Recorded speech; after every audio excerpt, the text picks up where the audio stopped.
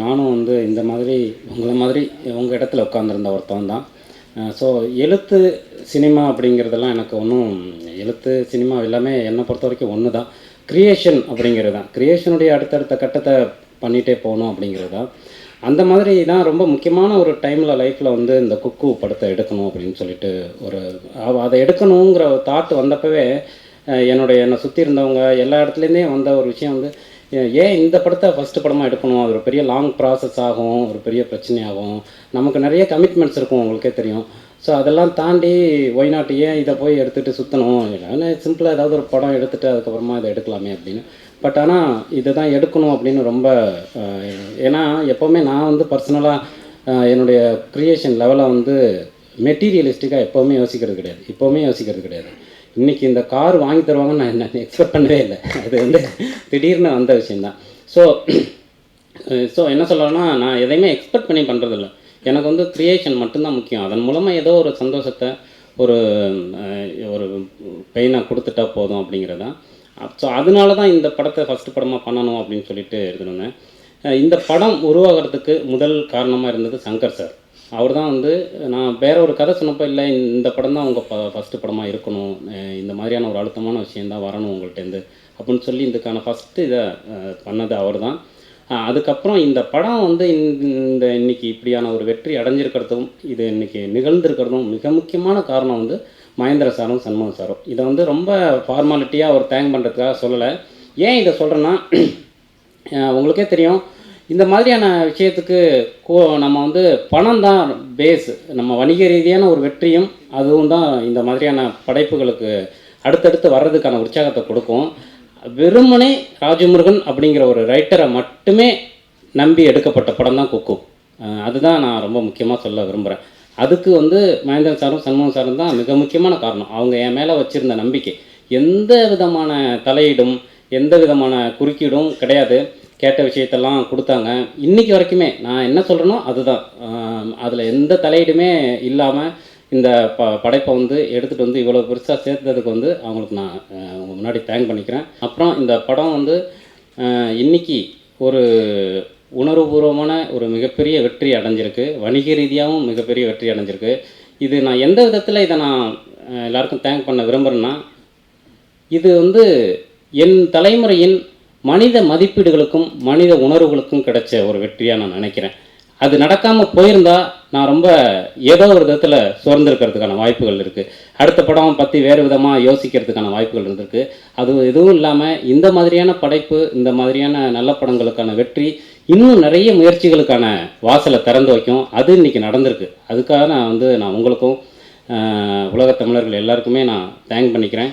பார்வையில்லாத மாற்றுத்திறனாளிகள் நிஜமான Ilango, Nandini, Moore market Murugesh அண்ணன், ரவி அண்ணன், மார்ட்டின் அண்ணன், வளர்மதி, சுமதி அப்படின்னு அவங்களுக்கு தான் நான் இந்த வெற்றியை சமர்ப்பிக்கிறேன்.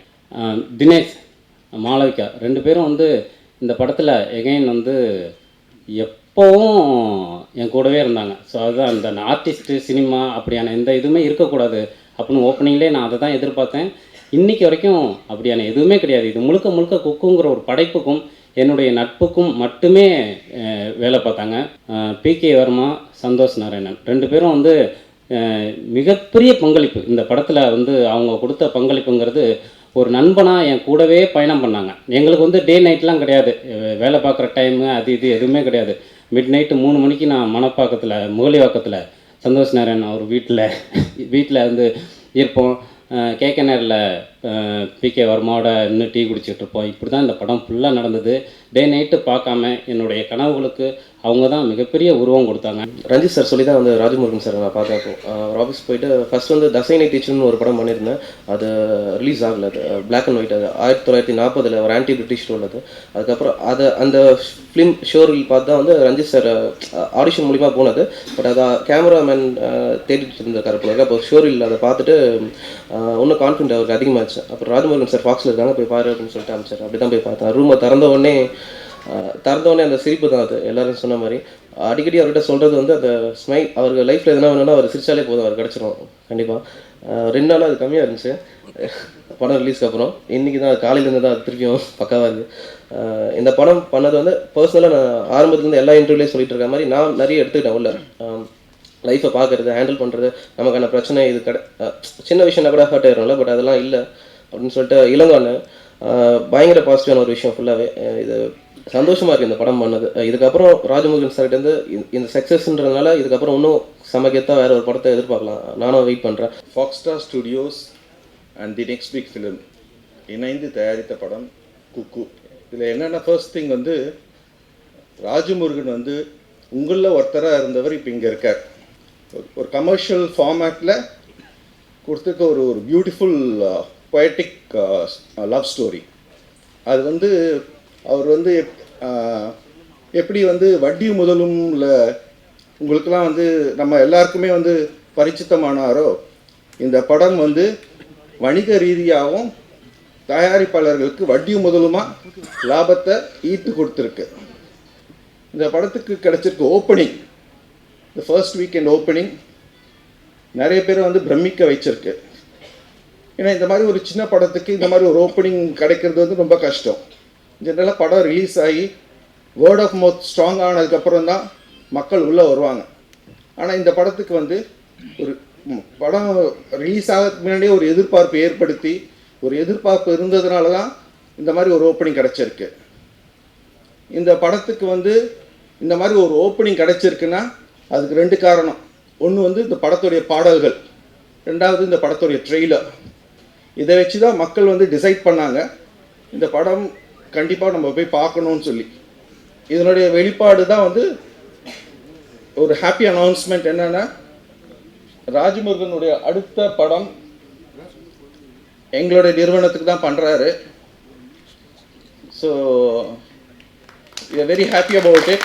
குக்கோட மியூசிக்கில் வந்து ராஜமுருகன் அவருடைய இன்புட்ஸ் நிறையா இருந்தது. அப்புறம் லிரிசிஸ்ட் யுகபாரதி அவருடைய ரொம்ப அருமையான வரிகள், அப்புறம் அவருடைய அந்த இயல்பான மக்களோட வாழ்க்கையோட இன்புட்ஸு அதெல்லாம் நிறையா இருந்தது.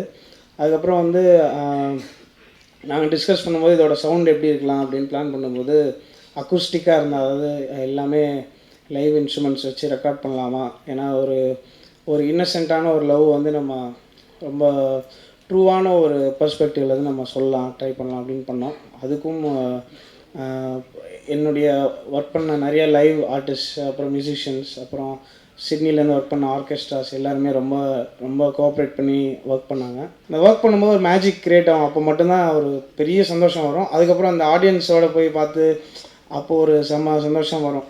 இதை வந்து எங்கேயுமே தடைப்படாமல் இப்படியே கொண்டு போகிற மாதிரி இருந்தால் I think it's a very big step forward for us personally in